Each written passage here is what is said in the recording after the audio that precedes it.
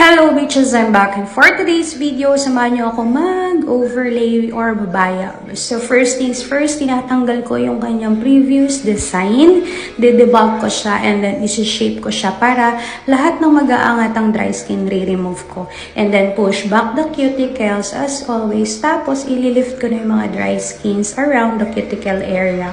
Tapos ayan, makita nyo, shinape ko na naman siya, and more lifting the dry skin. Tapos kakat ko na yon pag nag-angatan na, and ibabuff ko siya ng ball bead. And then after that, prep na. Dehydrator and primer. And then base coat.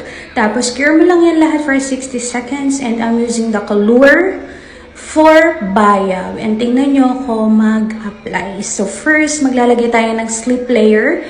Hindi yan i-cure. And then, kukuha ulit ako ng product para i-build naman yung apex and i-form na yung bet kong shape or bet ng customer na shape. Tapos, tutusukin ko lang yung mga bubbles na yun para wala parang chismis. Chares!